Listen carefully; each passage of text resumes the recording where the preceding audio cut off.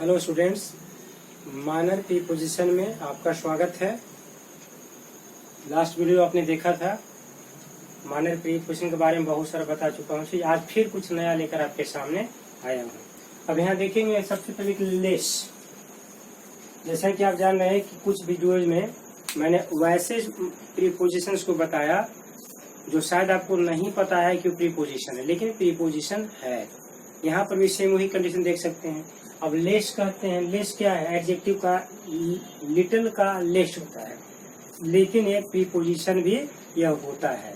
अब देखेंगे लेस का मीनिंग क्या होता है, पता है आपको? इसका मीनिंग होता है विदाउट, या फिर आप कह सकते हैं माइनस। विदाउट का हिंदी तो पता ही है, के बिना, है ना। माइनस मीन्स क्या होता है? घटा देना, कम कर देना, घटाना या कम करना, किसी भी अमाउंट से कम करना में माइनस में सब्ट्रैक्ट का कंसेप्ट आता है। अब यहाँ देखेंगे कि इसका फिर किस तरह का सेंटेंस होता है, यानी हम कैसे यूज करते हैं इसको। जैसे किसी सेंटेंस में एग्जाम्पल लेते हैं, तो आप एग्जाम्पल ले लीजिए। He gets a monthly salary of rupees 20,000। यहाँ पर देखिए, इसको लेस को हम यूज कर दिए। लेस टैक्स एंड इंश्योरेंस, ऐसे कर दिए। देखिए यहाँ पर लेस का मतलब क्या हुआ? विदाउट टैक्स एंड इंश्योरेंस, यानी बिना टैक्स के और बिना इंश्योरेंस के। तो यहाँ पर लेस जो है, देखिए प्रीपोजिशन का काम किया। इसका मीनिंग हो गया विदाउट या माइनस, यानी यहाँ पर माइनस कर दो, यानी दोनों को हटा करके वो सब काट छाट के 20,000 रुपया मंथली सैलरी के रूप में वो कमाता है। इस तरह का यहाँ पर यूज करेंगे तो लेस एक प्रीपोजिशन के रूप में आ जाता है। चलिए फिर आगे देखेंगे। नेक्स्ट टू का मीनिंग होता है बिसाइड, या फिर इसको लिख सकते हैं बाई द साइड ऑफ, लिख सकते हैं। या हिंदी में अगर आपको लिखना रहे तो इसको लिख देंगे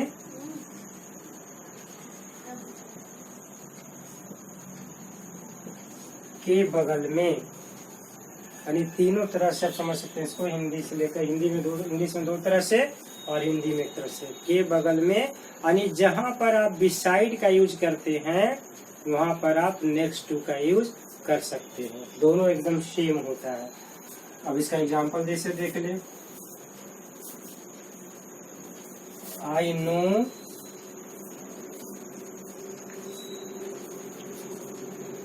यू वर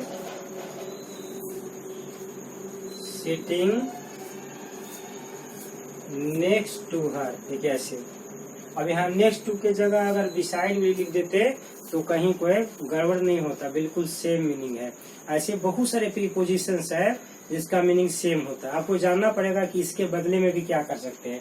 तो अगर ऑप्शन में आ रहे दोनों नेक्स्ट टू या बिलो रहे, बिसाइड रहे, दोनों सेम हो गया, इसमें कोई भी यूज कर दीजिए। लेकिन ऐसा ऑप्शन नहीं देता है एग्जाम में। ऐसा ऑप्शन देगा तब तो फिर क्वेश्चन गलत हो जाएगा ना। इसलिए कोई एक ही ऑप्शन रहता है जो सटीक होता है। यहाँ पर नेक्स्ट टू की जगह बिसाइड या बिसाइड की जगह नेक्स्ट टू रह सकता है, बस दोनों में से ही रह सकता है। चलिए अब देखिए फिर आगे। ओइंग टू यानी के कारण, या फिर इसमें आप अगर चाहें तो बिकॉज ऑफ, ये दोनों बिल्कुल सेम है। जहां पर आप ओइंग टू का यूज करेंगे वहां पर आप बिकॉज ऑफ का भी यूज करेंगे। इसका मीनिंग क्या होता है? ऑन अकाउंट ऑफ, के कारण, यानी के कारण के सेंस में आप इसको आराम से यूज कहीं भी कर सकते हैं। अब जैसे आप कहते हैं एग्जाम्पल में, द गेम वाज,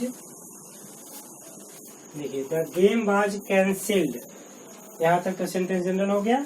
अब यहाँ प्रीपोजिशन इसमें से किसी का हम यूज कर सकते हैं। यहाँ पर लिख देंगे ओइंग टू, क्या, यहाँ पर कुछ भी दे देंगे कारण, जैसे अ हैवी रेन। देखिए the game was cancelled owing to a heavy rain. यहाँ पर अगर ओइंग टू की जगह बिकॉज ऑफ गेम यूज कर देते तो गलत नहीं होता, दोनों सेम होता। इस तरह से आप ओइंग टू और बिकॉज ऑफ को, लेकिन एक चीज और ध्यान में रखेंगे, ओइंग टू को सेंटेंस के शुरू में नहीं रखते हैं, ये जब भी रखते हैं तो वर्ब के बाद के पार्ट में रखते हैं, ये भी ध्यान देने। चलिए अब फिर देखिए एक नया वर्ड आपके सामने है सेव। यहाँ भी आप क्या कहेंगे कि वर्ब है, वर्ब तो है ही, सेव का मतलब क्या होता है, बचाना, है ना, किसी की रक्षा करना भी सेव होता है। लेकिन मैं वर्ब की बात तो कर ही नहीं रहा हूँ, क्योंकि मैं आपको प्रीपोजिशन गाइड कर रहा हूँ, प्रीपोजिशन पढ़ा रहा हूँ, तो वर्ब की बात क्यों करूंगा अभी। इसलिए सेव यहाँ पर एक प्रीपोजिशन है, इसलिए ये यानी जितना भी देखिए बता रहा हूँ, हर वीडियो आप देखेंगे ये बिल्कुल डिफरेंट कंसेप्ट आ रहा है, क्योंकि बच्चों के दिमाग में हमेशा ये बात रहता है, या जो टीचर भी देख रहे होंगे उनके दिमाग में हमेशा ये रहता है कि ये सब तो प्रीपोजिशन होता नहीं है, और इसीलिए एग्जाम में अगर ऐसा ऑप्शन रहता है तो आप उसको चुन ही नहीं पाएंगे, चूज नहीं करेंगे, लगेगा कि ये तो वर्ब है, ये तो प्रीपोजिशन है नहीं, लेकिन होता है प्रीपोजिशन। अब इसका देखिए मीनिंग क्या होता है, एक्सेप्ट समथिंग। एक्सेप्ट समथिंग का मतलब क्या, किसी चीज को छोड़कर। अगर इसको आप नहीं भी लिखते हैं तो कोई दिक्कत नहीं है, खाली लिख सकते हैं को छोड़कर, है ना, वो तो समथिंग है इसलिए उसको पूरा सेंटेंस बता दिए ऊपर से, लेकिन केवल को छोड़कर एक्सेप्ट के सेंस में आप सेव का भी यूज कर सकते हैं, जो अपने आप में बिल्कुल न्यू कंसेप्ट है। ये कंसेप्ट आप पहले शायद कभी प्रीपोजिशन के रूप में नहीं पढ़ा होगा, वर्ब के रूप में तो अक्सर आप सेव वर्ड यूज करते हैं, ठीक है, लेकिन ये भी होता है। आप जिसे देखिए लिखेंगे दे नो नथिंग। अब देखिए यहाँ नो वर्ब है ना, तो नो वर्ब है तो ठीक है, आपको पता है कि वर्ब के पोजीशन पर है। अगर यहाँ पर हम सेव रखते तो ये वर्ब हो जाता है, वर्ब के पोजीशन पर आता, लेकिन इसके जगह हम रखेंगे तब ना। यहाँ हम कह रहे हैं क्या वर्ब है, तो they know nothing about him, about him. अब यहाँ पर हम रख रहे देखिए इस पोजीशन पर, यहाँ पर वर्ब का कोई पोजीशन ही नहीं आ रहा है, तो आप क्या समझेंगे कि प्रीपोजिशन है सेव, और उसके बाद यहाँ उसके साथ जोड़ देते हैं his name, they know nothing about him save his name, यानी सेव का यहाँ सेंस निकालिए आप, एक्सेप्ट यानी उसके नाम के सिवा उसके बारे में वे लोग कुछ नहीं जानते हैं, इस तरह का सेंस इसका निकलता है, इसीलिए बिल्कुल ये डिफरेंट हो जाता है। चलिए आगे देखेंगे टुवार्ड्स। अक्सर कंफ्यूजन इसमें टुवार्ड्स में होता है टू से, क्योंकि टू और टुवार्ड्स का कुछ जगह पर मीनिंग अब मिलता भी है। अब टुवार्ड्स क्या कहेंगे, in the direction of somebody या समथिंग, आप ऐसे कर सकते हैं, in the direction of somebody और समथिंग। अब ऐसे इसका कई मीनिंग होता है, लेकिन अभी बेसिक कंसेप्ट लेकर चलेंगे आप पहले कि यहाँ का इन द डायरेक्शन ऑफ, आप इसको देखिए हिंदी में लिखेंगे की ओर, सबसे कॉमन वर्ड इसका जो यूज होता है हिंदी में की ओर। अब यहाँ पर टू से कंफ्यूजन होगा, ध्यान रखेंगे, अब जैसे आप कहेंगे मैं गांधी मैदान की ओर जा रहा हूँ, मैं स्टेशन की ओर जा रहा हूँ, तो स्टेशन जा रहा हूँ, स्टेशन की ओर जा रहा हूँ, ये दोनों में यहाँ पर डिफरेंस हो गया। आप स्टेशन की ओर जा रहे हैं मतलब स्टेशन नहीं जा रहे हैं, स्टेशन के आसपास का जो मार्केट है आप वहां जा रहे हैं। लेकिन अगर आप कहते हैं कि मैं स्टेशन जा रहा हूँ यानी प्रॉपर आप स्टेशन जा रहे हैं, तो इसलिए यहाँ पर टू और टुवार्ड्स में कंफ्यूजन होता है। तो यहाँ पर चूंकि मैं कह रहा हूँ आपको टुवार्ड्स के बारे में, तो हमेशा इसमें ध्यान देंगे कि की ओर यानी इन द डायरेक्शन ऑफ। यहाँ मैं कोई भी नाम है, कोई भी मैं राम की तरफ जा रहा हूँ, राम का जहाँ घर है उसके आसपास जा, राम के पास नहीं जा रहा हूँ। तो यहाँ पर कैसे एग्जाम्पल बनाएंगे, आई एम गोइंग। ऐसे जैसा जानते हैं कि गोइंग के साथ अक्सर गो के साथ हमेशा टू फॉर्म आता है, ज्यादा टू प्रीपोजिशन है ना, चाहे V1 V2 V3 4 कुछ भी रहे, आप टू को कॉमन मानते हैं इसमें, लेकिन यहाँ पर टू हम नहीं यूज कर रहे हैं। Towards the station, I am going towards the station, मैं स्टेशन की ओर जा रहा हूँ। यानी ये स्पष्ट है कि आप स्टेशन नहीं जा रहे हैं, आप स्टेशन की ओर जा रहे हैं। यानी स्टेशन केवल स्टेशन नहीं होता, उसके आसपास का मार्केट भी डेवलप हो जाता है, जहाँ पर रेलवे स्टेशन होता है, चाहे कोई पुलिस स्टेशन होता है, कुछ भी होता है, ये ध्यान में रखेंगे। ठीक है, तो यहाँ पर हम स्पष्ट नहीं किए, लेकिन स्टेशन का मतलब यहाँ पर रेलवे स्टेशन ही समझिएगा। पुलिस स्टेशन के लिए हमको कहना पड़ता है पुलिस स्टेशन, तो उसको स्टेशन लोग नहीं मानते हैं, वो पुलिस स्टेशन PS लिखना पड़ता है। यहाँ पर स्टेशन कर रहे हैं यानी रेलवे का जहाँ पर है ना रुकने का जगह होता है उसको स्टेशन कहते हैं। तो इस प्रकार से देखिए हो गया। अब यहाँ पर गलती से टू लिख दें तो पूरा गलत नहीं होगा, वो भी सही है। अगर मान लिया एग्जाम्पल पे देख लेते हैं, यहाँ पर आई एम गोइंग टू, सब कुछ ऐसा लिख दें अगर, तो मीनिंग दोनों सही है, दोनों गलत कोई भी नहीं है, लेकिन दोनों का सेंस बिल्कुल डिफरेंट अलग हो जाता है। आप कहना क्या चाह रहे हैं या मैं कहना क्या चाह रहा हूँ या मैं समझ क्या रहा हूँ, दोनों का मैच नहीं करेगा। ठीक है, मैं कहना चाह रहा हूँ कि मैं स्टेशन की ओर जा रहा हूँ, ठीक है, स्टेशन की ओर जा रहा हूँ यानी कह रहा हूँ स्टेशन में नहीं जा रहा हूँ, गलती से आप समझ लिए कि मैं स्टेशन जा रहा हूँ, तो फिर तो अंतर आ गया ना। तो इसलिए ये प्रीपोजिशन में छोटा छोटा जो ये प्रॉब्लम आता है माइनर, इस पर ध्यान देंगे। टू का मैं भी नहीं बता रहा हूँ यहाँ पर, लेकिन जनरल कंसेप्ट दिमाग में रख लेना है कि टुवार्ड्स का मतलब। चलिए अब यहाँ देखेंगे अनलाइक। अन जब लग जाता है तो डिफरेंट हो जाता है। लाइक का मतलब क्या, पसंद कहते हैं। वर्ब यहाँ फिर भी ध्यान रखें, वर्ब नहीं है। लाइक मतलब एक जैसा, अनलाइक यानी जो एक जैसा नहीं हो। इसका मीनिंग हो जाएगा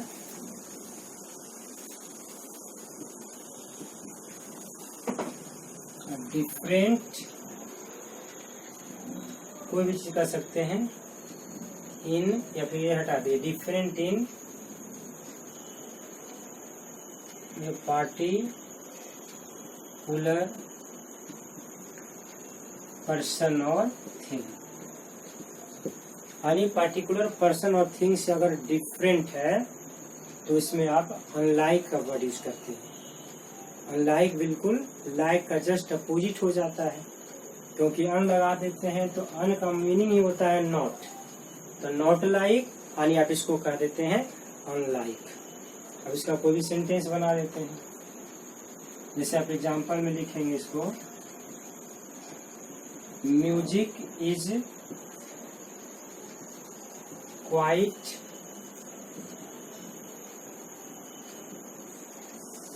डिफरेंट, या फिर मान लीजिए इसको नहीं लिखना, इज क्वाइट, यहाँ डिफरेंट हटा दिए सपोज। अब इसके जगह बस हम एक वर्ड लिख दिया अनलाइक, तो देखिए दोनों का मीनिंग सेम हो गया है ना। Music is quite unlike in art form, ऐसे कर दिए। तो कहीं पर भी अगर आप अनलाइक यूज करते हैं तो हमें डिफरेंट देने की जरूरत नहीं है, और अगर डिफरेंट देते हैं तो अनलाइक को हटा लीजिए, दोनों बिल्कुल सेम चलता है। चलिए आगे देखेंगे हम वर्सेज। यह भी बड़ा पॉपुलर आज की दुनिया में, खास करके इसका भी दो ही जगह होता है, या तो स्पोर्ट्स में यूज होता है या तो लॉ कानून में। ये दो जगह इसका स्पेशल यूज होता है वर्सेज का। वर्सेज का मतलब क्या होता है? जब दो टीम आमने सामने होता है या जब दो एडवोकेट आमने सामने होता है, इसको वर्सेज का यूज करते हैं। तो इसमें आप यहाँ पर लिख सकते हैं स्पेशली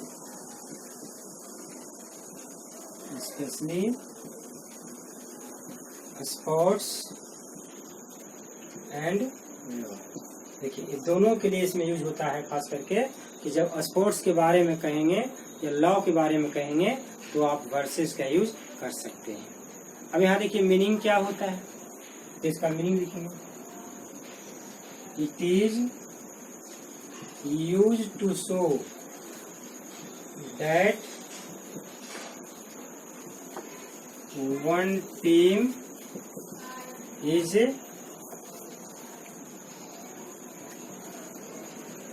इन फ्रंट ऑफ, या फिर इसको अपोजिट भी कर सकते हैं, अनदर टीम। इसको आप कर सकते हैं आमने सामने, यानी दोनों टीम जो है ना, जब भी दो टीम खेलती है तो क्या होती है? आमने सामने होती है, यानी हम आपके सामने आप मेरे सामने। इस तरह का इसमें यूज का कंसेप्ट आता है। कहीं पर भी गेम में अक्सर देखते हैं तो उसमें वर्सेस का सबसे ज्यादा यूज होता है इस वर्ड का। इंडिया वर्सेस पाकिस्तान कहते हैं, इंडिया वर्सेस इंग्लैंड कहते हैं। कहीं भी आप गेम देखते हैं तो ये वर्सेस है, सब जानते हैं लोग, लेकिन उस पर विचार नहीं करते हैं। लेकिन यहाँ पर आप जान जाइए कि वर्सेस क्या है, तो ये भी एक प्रीपोजिशन है। अब जैसे लिखेंगे, मान लीजिए कोई सेंटेंस बना रहे हैं, किसी खेल के बारे में कर रहे हैं, है ना, तो कैसे लिखेंगे? It is England versus India in final. Final में इंग्लैंड बनाम, इसको अगर शुद्ध हिंदी की बात करते हैं यहाँ पर, तो एक और वर्ड हम बताना चाहेंगे आपको, बनाम। लॉ में भी देखिएगा बनाम आता है, किसी जज आदि का जो फैसला आता है ना, बनाम इस तरह से नाम लिया जाता है, तो बनाम का इसलिए यूज होता है। तो हमेशा इस तरह का वर्ड दो ही सेक्टर में होता है, स्पोर्ट्स में होता है और लॉ में होता है, और कहीं इसका लगभग नहीं होता है। चलिए तो वर्ड से समझ गए। अब अगर मान लिया कि सेंटेंस दिया रहे, जैसे लाइक से भी बन सकता है। जैसे अपन लाइक अगर प्रीपोजिशन करते हैं तो लाइक भी प्रीपोजिशन होता है। तो फिर इसका एक और देख लीजिए, लाइक का कैसे बनता है। यहाँ पर डिफरेंट था, तो यहाँ पर क्या होगा? सिमिलर हो जाएगा। सिमिलर टू somebody और समथिंग। सिमिलर टू का मतलब क्या? एक जैसा। इसको आप लिख देंगे यहाँ पर, एक जैसा। लाइक का मतलब एक जैसा। लाइक एक वर्ब भी होता है, जैसे आई लाइक यू करते हैं, तो यहाँ पोजीशन वर्ब का है। पोजीशन सबसे ज्यादा इम्पोर्टेंट रखता है, इसको सीरीज आप कहते हैं। आप मैथ पढ़ते हैं तो उसमें सीरीज आता है, रीजनिंग में सीरीज आता है, इंग्लिश में सीरीज आता है। सीरीज को जो समझ लेगा वो बहुत सारे सेंटेंस ऐसे ही क्लियर कर सकता है। इसलिए सीरीज समझना बहुत, सबका प्लेस है। प्लेस पर देखेंगे कि सही जगह पर यूज हुआ है, उससे पता लगेगा कि वो कौन सा वर्ड है, पार्ट्स ऑफ स्पीच का कौन सा पार्ट है। इसलिए एक ही वर्ड कहीं वर्ब हो जाता है, कहीं नाउन हो जाता है, कहीं प्रीपोजिशन हो जाता है, कहीं एडजेक्टिव हो जाता है। हमेशा इसमें काफी वेरिएशन आता है। इस वेरिएशन को दूर करने के लिए पोजीशन को समझना बिल्कुल आसान है। अब जैसे इसमें सेंटेंस बना लिए, he is wearing a dress, ऐसे कर दिए, लाइक माइन, यानी मेरे पसंद का वो पहने हुए है। तो इस तरह से देखिए यहाँ पर लाइक एक प्रीपोजिशन आ गया। तो इस प्रकार से आज आपने देखा कि माइनर प्रीपोजिशंस में भी बहुत सारे ऐसे प्रीपोजिशंस आपके सामने आए जिनके बारे में आपको शायद पता नहीं था कि ये प्रीपोजिशंस है। लेकिन एक एक करके मैंने प्रत्येक वीडियो में और ईमानदारी से आपको इतना बता दिया हूँ कि किसी बुक को आप छूने की आपको जरूरत नहीं है। लेकिन ये मत समझ लेंगे कि प्रीपोजिशन समाप्त हो गया, ये भी तो स्टार्टिंग आपका है प्रीपोजिशन का। माइनर यानी ये बेसिक कंसेप्ट मैंने दिया है। नेक्स्ट वीडियो में आप देखेंगे डिफरेंसेस बिटवीन प्रीपोजिशन सब आएगा। अब दो तीन प्रीपोजिशन ऐसा होगा जो काफी कंफ्यूज आपको कर देगा। हमेशा आप कंफ्यूज हो जाएंगे तो एग्जाम में सोल्व कैसे करेंगे। इसलिए मेरा उद्देश्य है कि आपको सफल बनाना, यानी मेरा मिशन है, this is my mission to make you successful. Thanks. Hello students, आज मैं आपके लिए कुछ नया लेकर आया हूँ। लास्ट वीडियो में आपने देखा माइनर प्रीपोजिशंस क्या होता है, उसका कैसे एप्लीकेशन करते हैं। लेकिन आज से एक नया वीडियो शुरू करने जा रहे हैं। इसमें आप देखेंगे कि कुछ ऐसे प्रीपोजिशंस होते हैं जो अक्सर आपको कंफ्यूज कर देते हैं और आप परेशान हो जाते हैं, समझ में नहीं आता इसका यूज कैसे करें। लेकिन बिना यूज किए सेंटेंस आप बना नहीं सकते हैं। ऐसा नहीं कि कॉम्पिटिटिव एग्जाम में इसकी जरूरत है, आप आए दिन आम जीवन में आप पढ़ते हैं, लिखते हैं, बोलते हैं, सब जगह इसका यूज होता है। अगर इसका यूज आप अच्छी तरह से समझेंगे तो सामने वाला आदमी सही समझेगा जो आप बोलना चाह रहे हैं, या फिर बोर नहीं होगा। अब ज्यादा एरर करेंगे तो सामने वाला हो सकता है बोर होके आपका स्टैंडर्ड को मेजरमेंट कर ले, आपको भी खराब लगेगा ना, आपको लोग वैल्यू नहीं देगा। लेकिन अगर इसका सही यूज करते हैं तो समझेगा सामने वाला कि नहीं, ये बंदा टैलेंटेड है, ये स्टूडेंट टैलेंटेड है। इसलिए आपकी ये सब परेशानियों को ध्यान में रखते हुए मैं एक नए ढंग से फिर शुरू कर रहा हूँ आज कि प्रीपोजिशन में कुछ ऐसे वर्ड्स हैं जो एक दूसरे को बड़ा क्लोज होते हैं, मीनिंग भी सेम होता है, फिर भी डिफरेंस होता है। तो अब देखेंगे डिफरेंस कैसे आपका दूर होगा। सबसे पहले देखते हैं एट, इन। देखिए एट और इन है, ये दोनों प्रीपोजिशन है और दोनों का यूज हम ऐसे, इसका बहुत तरह का यूज है, बाद में बतलाएंगे। अभी ऐसा नहीं, ऐड का स्पेशल यूज फिर बताएंगे, इन का अलग बताएंगे, वो एडवांस में चलेगा। अभी डिफरेंसेस बता रहे हैं आपको। तो ये दोनों का देखा जाए तो प्लेस के सेंस में कैसे यूज होता है। यदि आप किसी प्लेस के बारे में कहते हैं तो इसका यूज आप देखेंगे दोनों में डिफरेंस है कि बिल्कुल सेम है। दोनों का मतलब पर होता है, में भी होता है। आप जैसे कहीं भी रहते हैं और उसके साथ आप ऐड लगाते हैं, इन लगाते हैं, आखिर क्या कैसे आप यूज करते हैं। तो यहाँ पर कंफ्यूजन तो क्रिएट होना लाजमी है, अक्सर हो जाता है ऐसा कंफ्यूजन प्रीपोजिशन में। तो आप देखेंगे सबसे पहले ऐड के बारे में, ऐड कहाँ कहाँ यूज कर सकते हैं।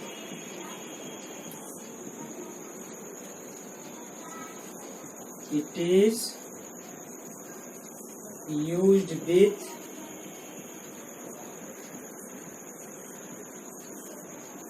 Small places. अब स्मॉल प्लेसेस किसको कहेंगे, कितना छोटा को स्मॉल प्लेसेस कहेंगे, ये प्रश्न उठता है आपके सामने।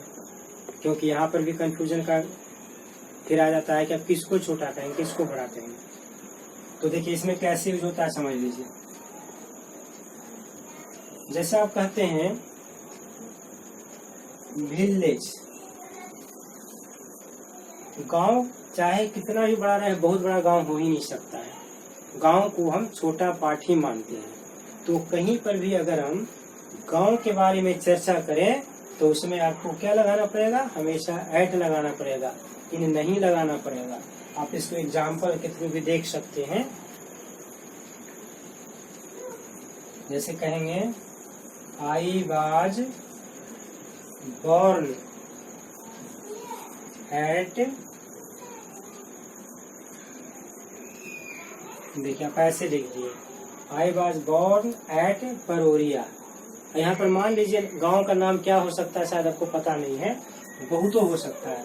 इंडिया में अभी 5.5 लाख गांव है। गांधी जी ने डिस्कस किया था अपने आत्मकथा में, 7.5 लाख गांव की उन्होंने चर्चा की थी आजादी के पहले की कंडीशन। आज 5.5 लाख गांव, उसमें से एक गांव ये भी है।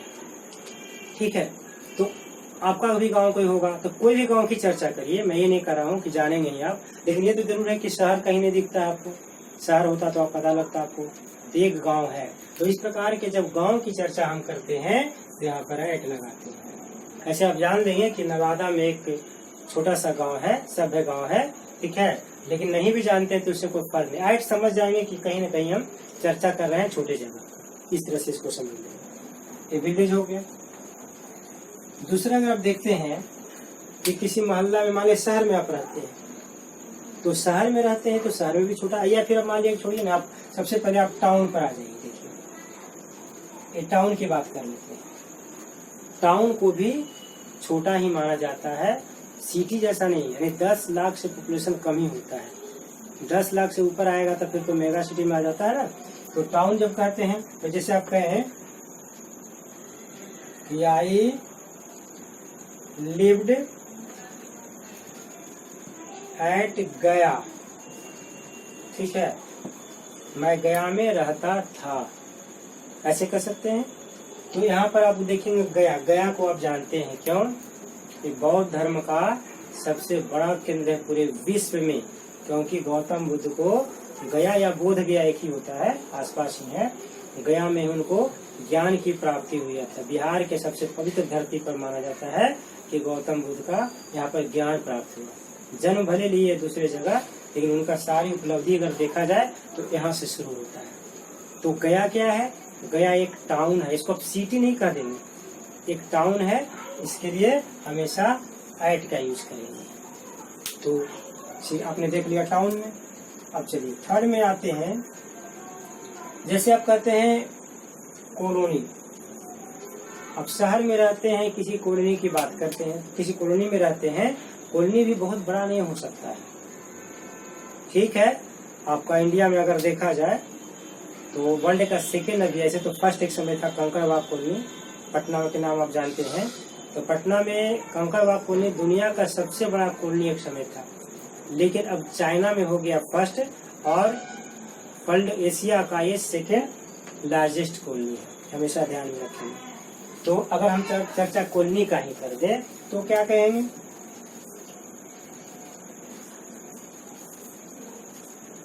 आई लिव एट कंकड़बाग, देखिए पैसे कह देते हैं, आई लिव एट कंकड़बाग, मैं कंकड़बाग में रहता हूँ, यानी कंकड़बाग एक कॉलोनी का नाम है। तो इस तरह से आप यहाँ पर एट लगा देते हैं।